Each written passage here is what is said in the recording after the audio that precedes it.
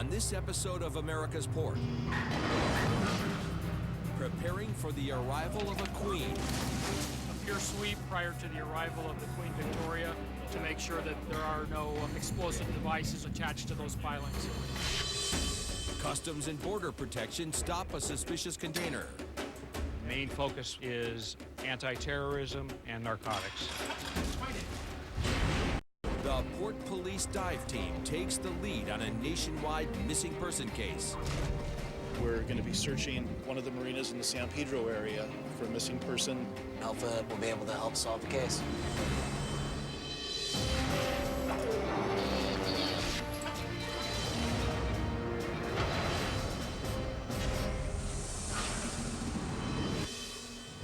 The #1 container port in the United States. Los Angeles, California is not just Hollywood beaches and movie stars. Along with the neighboring port of Long Beach. We receive 5 million containers here annually. Where nearly half of all imported goods enter the country. That's power. With 14,000 containers arriving by ship daily. Hundreds of trucks and trains transporting their cargo to stores throughout the country. And more than 1 million cruise ship passengers traveling annually.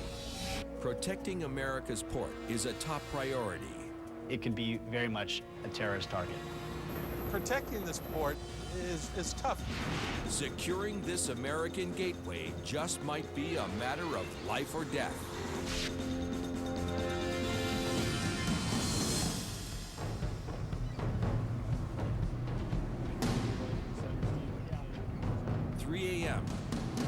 Ready to go?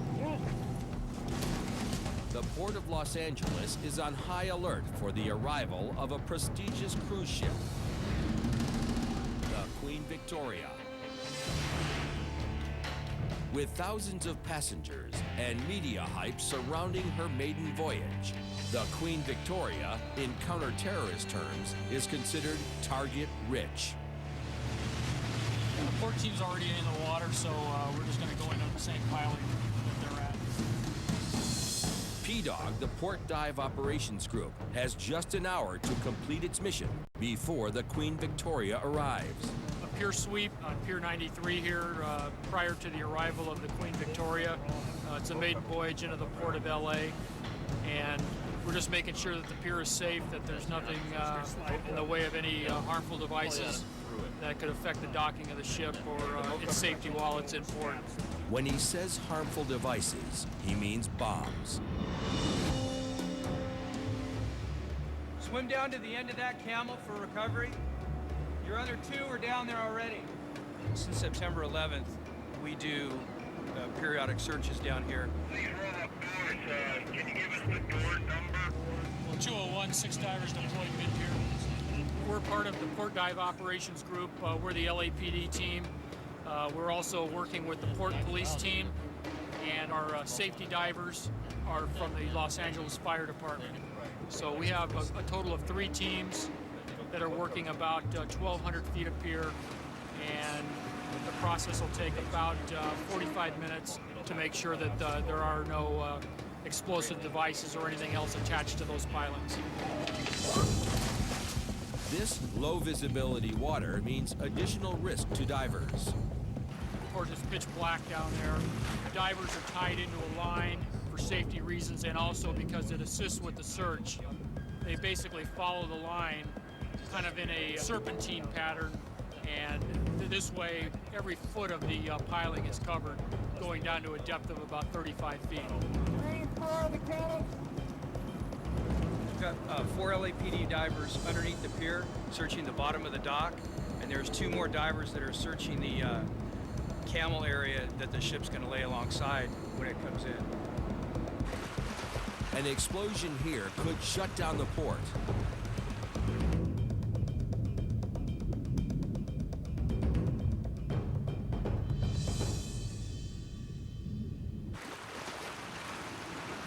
Just have the rest of your team come down to this side of the camel. Roger that. No bombs. The dock is clear. Now the bomb sweep moves inside the cruise ship terminal with a K-9 unit specially trained to sniff out explosives. The dogs find nothing in the terminal. With the counterterrorism sweep complete on land and sea, the port clears the Queen Victoria for entry.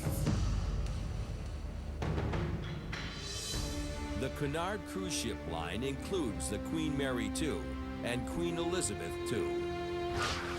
And now the Queen Victoria makes her maiden voyage from England to the Port of Los Angeles. Built for $500 million, the Queen Victoria's christening was a national celebration.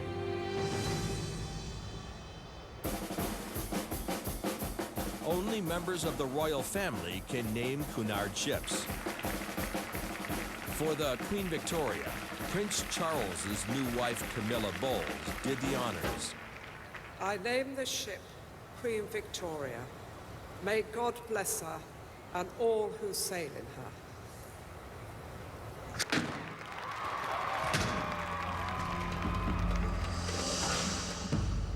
While the captain is entrusted with navigating the $500 million vessel around the world, he is not allowed to bring the ship into dock. That job belongs to port pilots like Captain Mike Rubino. The captain's the one that knows his ship the best. We know the port, we're the experts in the maneuvering in the port, and that teamwork allows the ship to pass safely through the harbor without any problems. It's time to head out. The port pilot boat takes Rubino 3 miles out to meet the Queen for the first time. It's always fun for me to go on a new ship, especially a ship with the heritage of Cunard Line and their grand cruising ship. She's on her maiden voyage, and for us, that's always fun and interesting. On the pilot boat, Rubino is joined by 2 sea marshals. With the pier free of explosives, the next step is to sweep the vessel. She could be the weapon. Whenever you have a high-profile ship arrive at the Port of Los Angeles, there is a very real risk of terrorism. Our job is to ensure that there aren't any terrorists out here to create problems for the people of Los Angeles. Right now we're approaching the starboard side, the lee side of the Queen Victoria. So as soon as we get up to the side port, I'll be making my way outside, up the ladder, and onto the bridge. While both boats are still moving, Rubino climbs a rope ladder to board the ship. Morning. Good morning, sir. Welcome on board.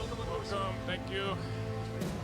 As Rubino heads up to the bridge to take the con, or control of the ocean liner, Diaz and his partner begin the sweep. C-85 information only. We have 1 C unit on the bridge and 1 C unit doing a walk around on the Queen Victoria.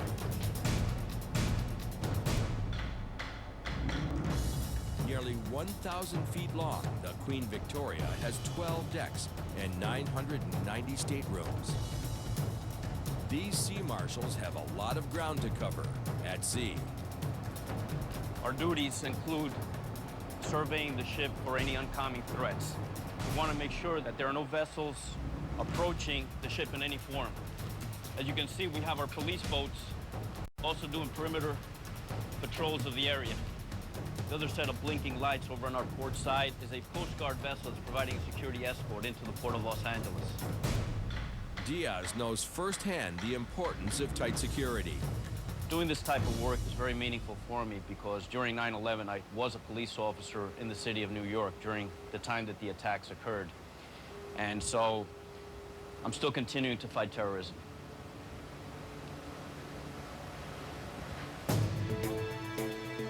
Surrounded by security, the Queen Victoria approaches the port's entrance.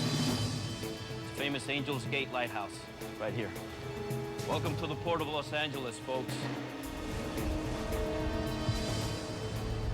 As the Queen Victoria enters port, Diaz continues to scan the water for danger. Always vigilant for a USS Cole type of attack by a small vessel. We always anticipate the possibility of a ship lying out here in the darkness with their lights off, and so we watch this area very carefully. All right, let's see what's going on up at the bridge. On the bridge, veteran port pilot Mike Rubino maneuvers the 90,000-ton vessel through an obstacle-ridden bay, navigating speed as he goes. Speed limit in the Outer Harbor is 10 knots. When we get to Reservation Point, it drops down to 6 knots. It's a short run, but it's a run that has a lot of maneuvering in it. It's a lot of communications, a lot of traffic. So you're always on your toes until the ship's safely alongside the dock and made fast.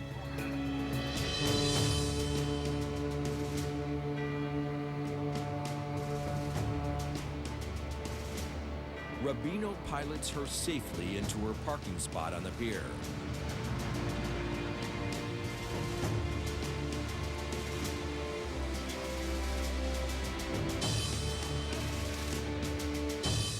Roger. The police boats have just radioed that the ship is safely in its dock.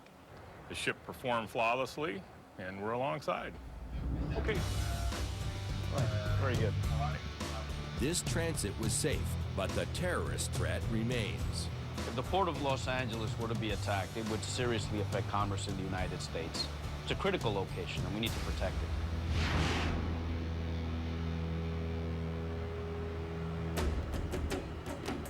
7 a.m., the Queen Victoria's world travelers exit the liner. Inside the cruise ship terminal, port police continue the next phase of the terrorist sweep. Luggage. This is where it's most like an airport, where there's thousands of people trying to get on and thousands of people trying to get off. So, and if there's any potential for terrorism, it would be during this critical time, because there's always people confined in a small space. If my dog finds an explosive device, hey, good, we save lives, that's fine. But I could go my whole career without finding one. Hey, I'll just be just as happy. But cruise ships are only one way terrorists could smuggle explosives into the U.S. With thousands of cargo containers arriving here daily, physically searching them all would be impossible, according to former Secret Service agent Paul Lipscomb. There isn't a 100% check. If in fact we did a 100% check, we would bring the economy of this port to its knees and stop economic way of life throughout the United States. The impact would be unbelievable. If the Port of Los Angeles shut down, the American economy would suffer a massive blow. Store shelves would sit empty. The cost would be a staggering $1 billion a day.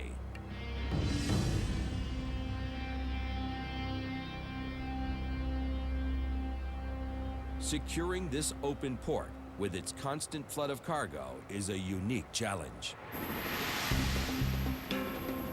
Protecting this port is tough. It's not like an airport where I can put a fence around an airport. I can put security devices. I can put cameras and alarms, etc. I can't do that here. Protecting 43 miles of coastline that can't be fenced in is the responsibility of the Port Police. LA Port Police, anybody aboard? With assistance from the Sheriff's Department, LAPD, Customs and Border Protection, and the Coast Guard. Executive Director Dr. Geraldine Netz makes securing the port a top priority. You're always looking at ways to enhance security. And there's always new things that people can think of that, you know, to try on you, and you have to keep up with those kinds of things. So security is never done. We're always working on security. In today's world, we have to maintain a vigilance so that if an event occurs, we're there to stop it.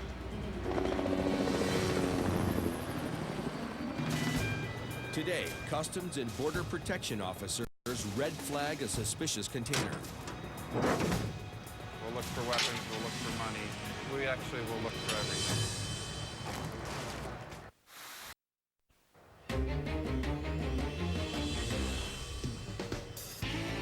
At the Port of Los Angeles, trucking is a major part of the engine that moves goods from ship to shore.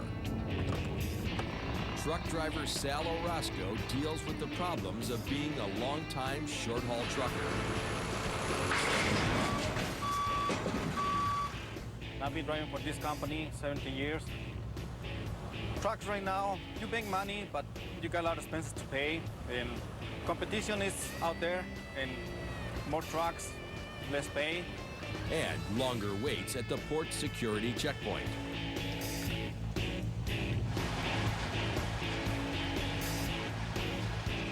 Though he works for a trucking line, the truck he drives is his own. All day long, he transports full containers from the port to a distribution center about 10 miles from the harbor. So where you want me to go? Pull that one to the yard. And returns the empty cans to the port. Soon,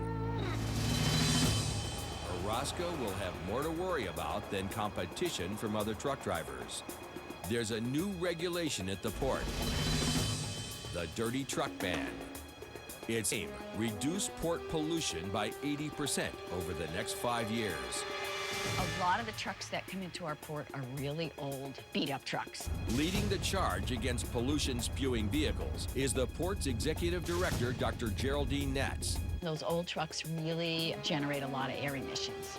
So in October 2008, any truck that was built before 1989 can't come in.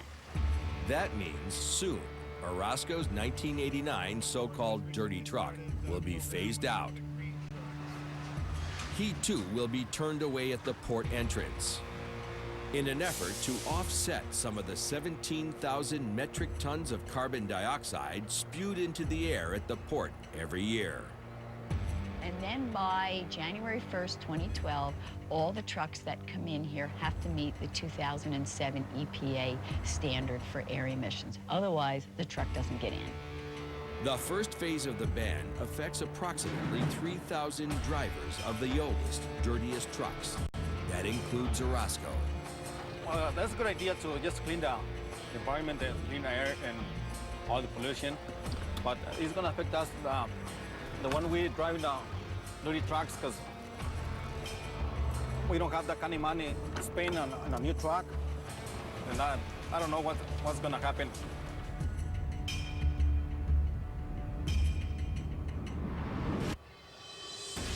Before Orozco or any trucker can leave the port with a container, its contents must be cleared by Customs and Border Protection, also known as CBP. Since we receive nearly half of all international containers that enter the United States, we have a full suite of technology deployed throughout the port. We have radiation portal monitors, so every container coming into the United States is screened for nuclear and radiological emissions. Items in every container are entered into a Customs and Border Protection database. Our automated targeting system looks at various relationships between the shipper, consignee, the specific routing in the container, and all that information goes through various algorithms. And if the system does score it over a specific threshold, then we will set it up for a security examination. The non-intrusive inspection system is a large-scale version of an airport luggage scanner. This is a high-energy X-ray system, so it produces anywhere from 3.8 to 4.2 million electron volts. Officers are looking for bombs, drugs, and weapons. This is one of 8 systems in our inventory, and it gives us a high-quality, high-resolution image on exactly what is in the container. Customs and Border Protection Officer Ryan Whitehead correlates data from the computer system, a shipping manifest, and the image on the screen. Discrepancies could mean the cargo is concealing illegal weapons, drugs, or worse, a weapon of mass destruction. We've found weapons. We've scanned vehicles that we find machine gun parts in. You can see the barrel and the trigger assembly. And on an X-ray, you can't tell 100% what something is. So any doubt in our minds, we open the container up and look at the commodity that's inside. This container here that we scan is manifested as metal minerals from Panama. Panama is a high-risk country for narcotics. We'll open this up and we'll verify that it is what it is. We're going to tailgate the third can. Verify the commodity on it. All right. It's metal and minerals. We're going to open it up, look inside, make sure there's nothing in the middle. We're looking for narcotics, but we actually will look for everything. We'll look for weapons, we'll look for money.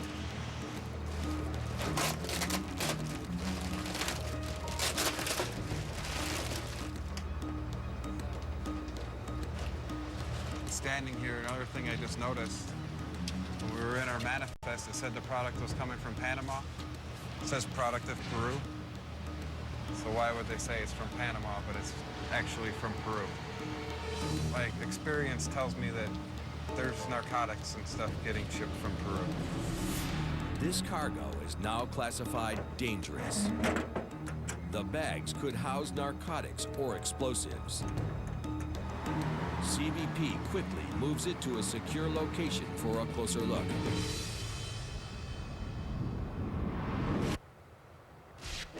While Customs and Border Protection secures cargo on land, the Port Police dive team takes to the water. Go! In the bay, under boats, ships and docks, the elite 15-man crew searches for weapons, explosives, and illegal contraband. Anything a terrorist could use to derail the port's flow of goods. They also execute search and rescue missions. After a grueling search yesterday, Officer Dave Clements and Sergeant Ralph Edwards found the lifeless body of a man near a dock. By us locating that missing person, I feel we kind of gave the family closure. Although it wasn't the answer they were hoping for, it's still, they were now able to close that chapter and say that, you know, he's been located and he's now hopefully in a better place. The long mission earned the team much-needed family time. For the two officers, it's a welcome break from crime and death. Hold them up. Who's got the biggest muscles? I do? I'm the winner? No, not today. You do. Edwards and Clements are not just members of the dive team, they are family. I'm married to his sister. Okay, guess which one's me? That one. Ralph and I have known each other for a long time, years and years and years. So, you know, on top of the whole work dynamic, there's also a bond from family. All I can say is I hope he can swim. Lieutenant Michael Graychick is their dive team commander. Well, Dave and Ralph have a unique relationship. They are related, but they do work well together. They spend a lot of time together on duty and off duty. But family time is cut short by a call from the dive house. It's the case of a missing 19-year-old that has made national news.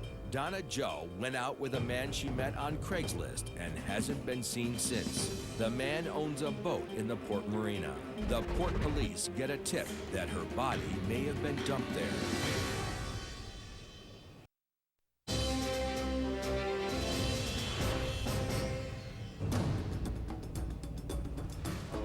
Sergeant Ralph Edwards, Officer Dave Clements, and the rest of the Port Police team gear up for their next mission. In the summer of 2007, 19-year-old Donna Joe was last seen with a man she met on Craigslist. She's been missing ever since and presumed dead. The suspect in the case is John Burgess, a convicted sex offender who owns a boat in a Port Marina. The Port Police get a tip that the body of Donna Joe might have been dumped here.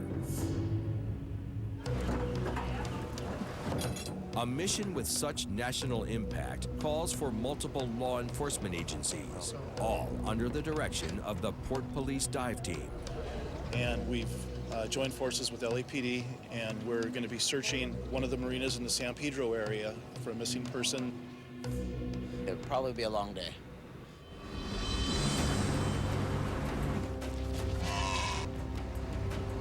The teams converge at the south end of the marina. The area we're searching today is pretty large, and we're using some technology like sonar, and we're also using cadaver canine. So we have a canine from the coroner's department, and we have a canine from the LA Sheriff's Department out here with us today, and we're going to be running the cadaver dogs around over the possible area, and we're hoping that we're going to get lucky. Officer Clements lays out the grid pattern they will use to meticulously search the marina.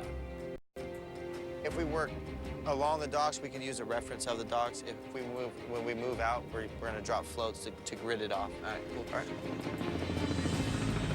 So it's a big operation. Hopefully we'll be able to help solve the case.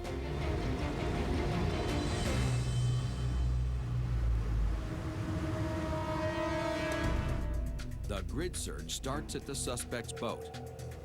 All my lines clear, Cuevas? Edwards' team drops sonar. Okay, Dean, let it go in the water. Just hold it up by the cord now. Drop it. Okay, let it down.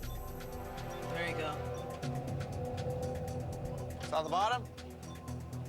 Sonar is good for IDing targets. It's not going to give you 100% definition on what exactly you're looking for. Bodies can be concealed in a lot of things, from drums, cans, crates, all that kind of stuff. So it's effective, but it's not conclusive. You actually need eyes on it to confirm or disregard that target. Divers go in to look for the missing college student.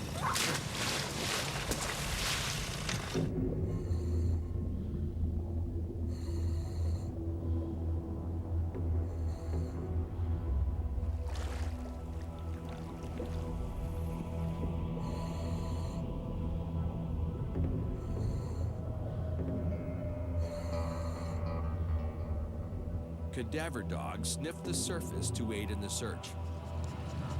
What he's smelling for is when a body decomposes the gases, the bubbles will come up and they'll sit on the surface, and that's what he'll smell. What's his indication of a hit? He'll start barking. You'll know.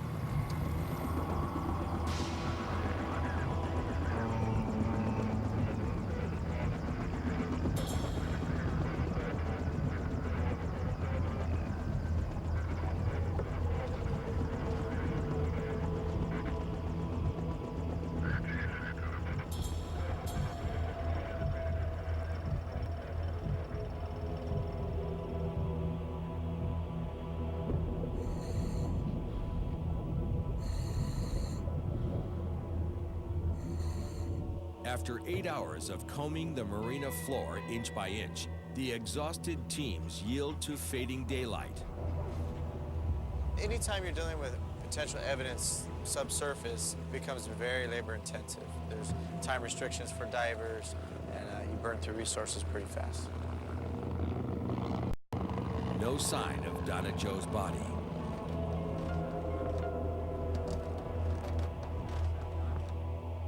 With half the grid left to search tomorrow, hope remains. There's still a lot of searching left to do, but we're definitely making progress.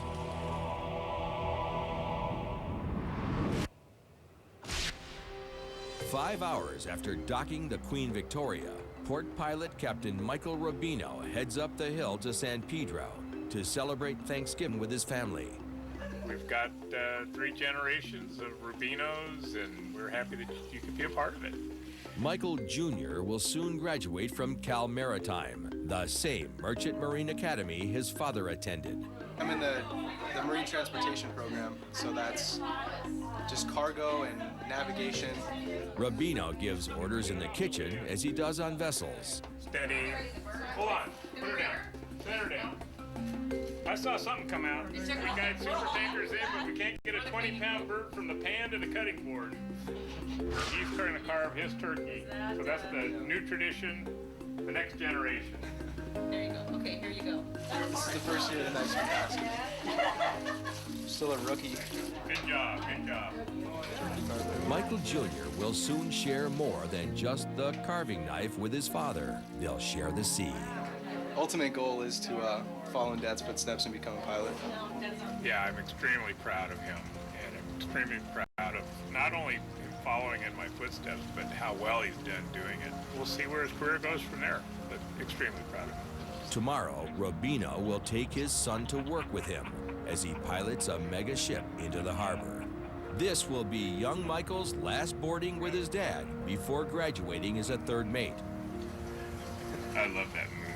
Look at that. That is so awesome.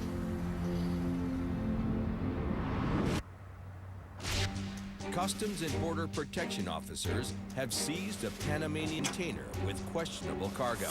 Potentially dangerous, they bring it to a high-security warehouse. Here, they will poke it, prod it, scan it, and test it to ensure it's safe for entry into the U.S. The main focus is anti-terrorism and narcotics. The search begins with the canine unit. He's a specialized narcotics dog. He can detect marijuana, hashish, and he's always ready to work, too, as you can see. It's almost impossible to hide the odor from the dog.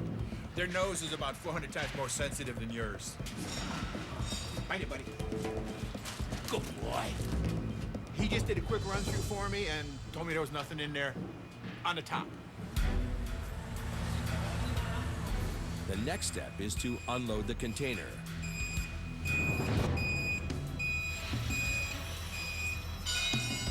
The potential for finding a weapon of mass destruction or something that could cause great bodily harm is always a concern.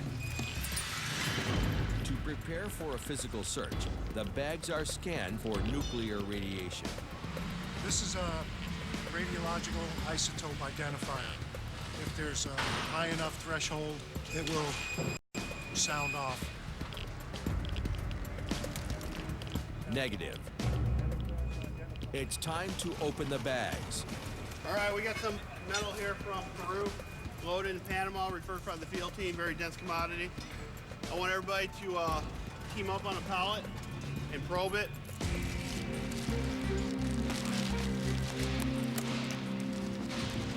A bag like this could easily conceal kilo upon kilo little packages.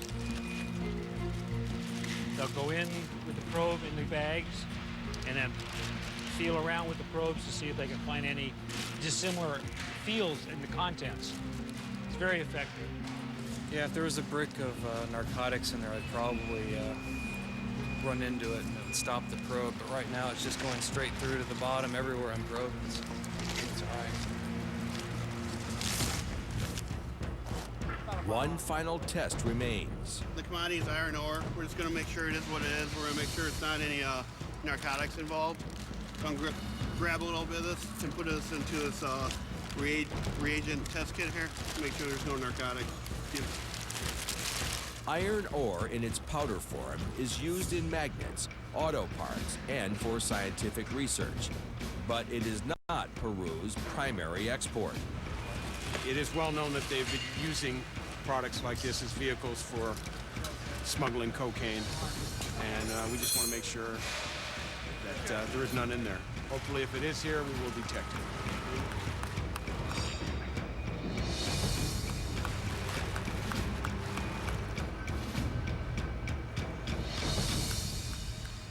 As you can see, there's no color change, so we say this is a negative test.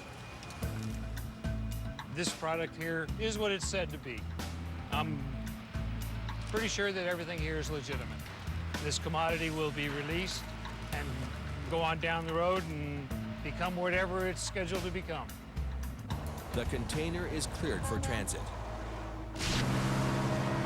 In a nearby marina, Port Police divers continue their underwater search for the body of a missing 19-year-old.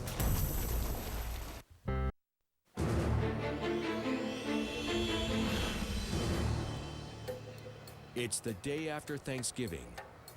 Port pilot Michael Rubino brings his son Michael Jr. to work with him. They wait to climb aboard an overdue freighter from Denmark. The Sorrel Merce original ETA was 1,500. She's delayed now till 1,700. Things have come a long way since Rubino Sr. started piloting ships. When I started here 20 years ago, everything was done by radio. Now there's satellite navigation, there's all kinds of different forms of communication, and we have a pretty good idea if a ship's going to be delayed. Satellite technology confirms the ship is delayed 2 hours. It really is not going to change our plans that much. You learn in this business to be flexible. So we'll eat our turkey leftovers a little later tonight, that's all. evening, outbound Los Angeles. Be at the gate in about 15 minutes. Ship is westbound on departure. There she is. The Rabinos board the port pilot boat and head out to intercept the Sorrel Maersk in choppy waters. It's fairly hazardous boarding and putting pilots on and off ships out here. The seas kind of mound up and the ship get blown around pretty good, so it does create hazardous conditions. Sorrel Maersk, this is LA pilot. The Sorrel Maersk is one of the largest container ships in the world. She's 10 stories wide, over 10 stories high, and over 100 stories long. So it's like driving a skyscraper laid on side through the water.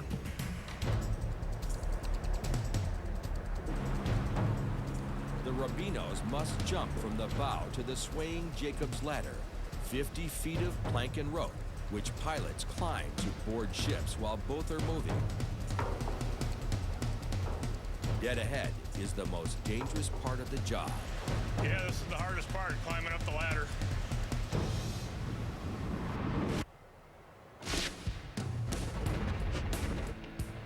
Trucks drive the port's economy. Soon, a dirty truck ban will save lungs and lives, but may kill livelihoods. Support. They don't want all dirty trucks.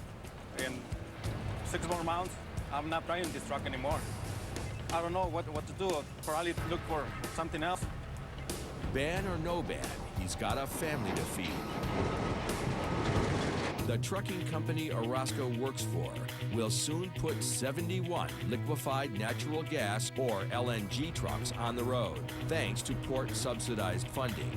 But there's a catch. They must take one dirty truck off the road for each new $200,000 LNG vehicle they add. He can't afford to buy an LNG truck of his own. I would like to have one of those trucks too, because you know it's better for everybody. For Orozco and thousands like him, the future is uncertain.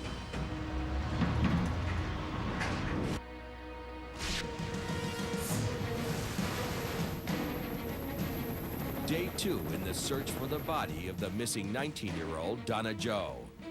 Hey, there's divers in the water over there. I see him. After searching the first half of the grid yesterday, divers found nothing. Officer Dave Clements and Sergeant Ralph Edwards of the Port Police Dive Team lead law enforcement into the second half of the grid. All right, what's going to happen is we're going to work north from here. Basically what we want to do is that same width of water column that we've been searching, we're just going to roll that over to the north. How quick is that? Roger. When they finish on this pass, we'll change out the divers so that we can get them out.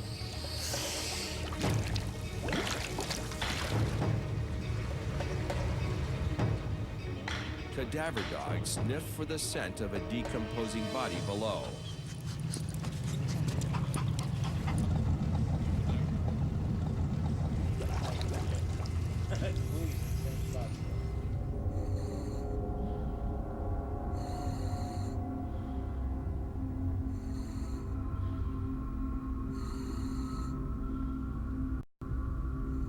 They find metal debris, beer cans, a brick, but no Donna Joe.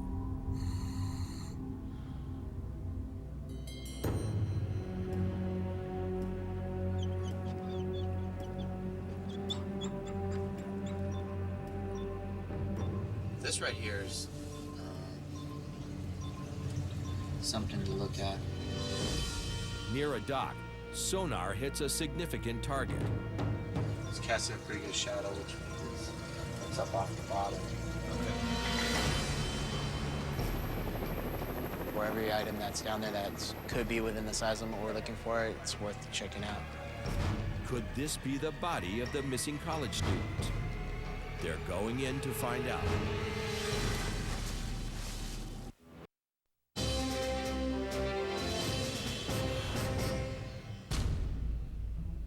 The search for the body of missing 19-year-old Donna Joe intensifies. Okay, start letting it down. Sonar indicates a mass on the bottom large enough to be a person. And cadaver dogs hit on a scent. Could the body of the missing college student lie below? Divers find a barrel on the marine floor. It's only about 15 feet deep. Yeah, maybe. Yeah. They tie it off.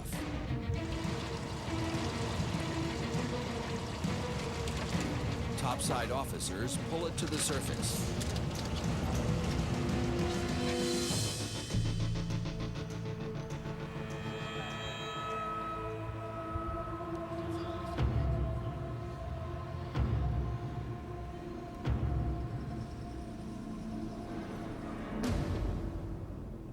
There's nothing inside of it.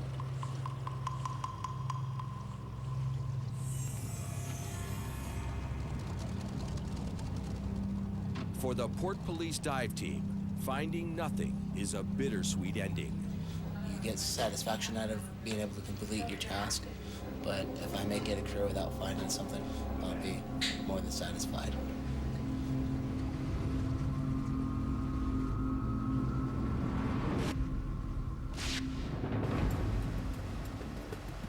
Port pilot Michael Rubino and his son are about to execute the most dangerous part of Dad's job, boarding a moving freighter.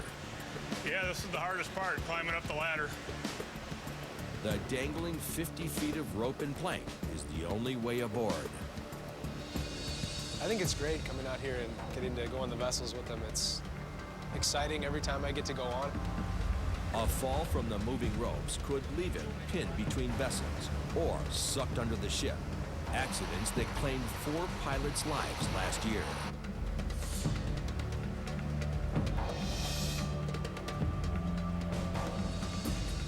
It's Captain Rubino's turn. Okay, well, I guess I'll see you guys later. Thanks. With 7,000 climbs behind him, this veteran port pilot knows the ropes.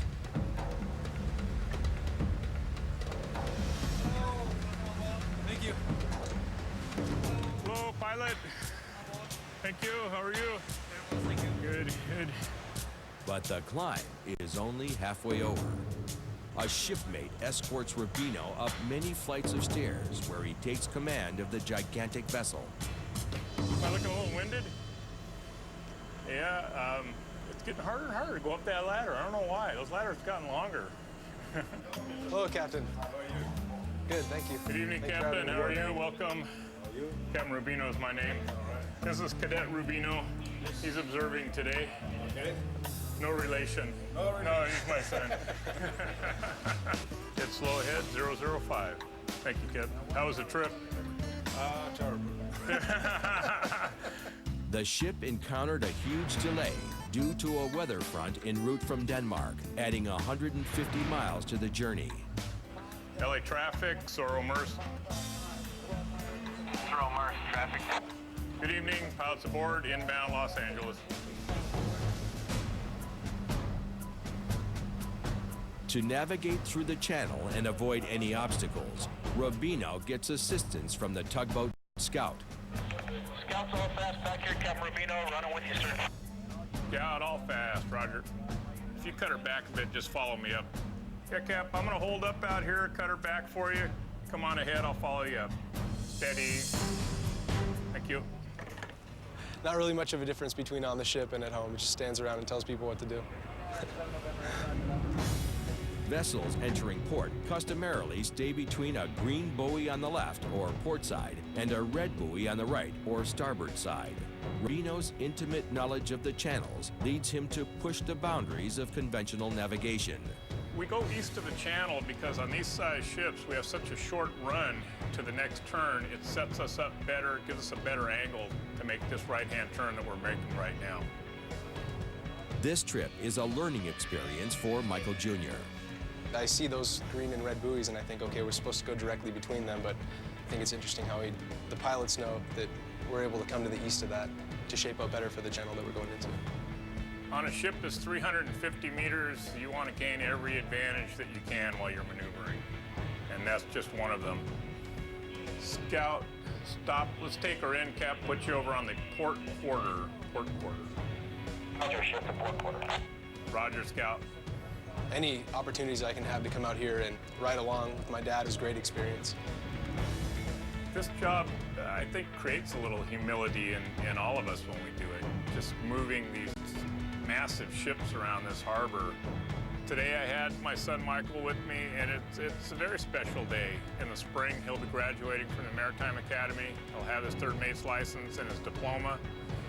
I remember this child when he was 5 years old and a toddler, and he looked up to me, and now I'm kind of looking up to him. And he's done a great job, and I'm real proud of him.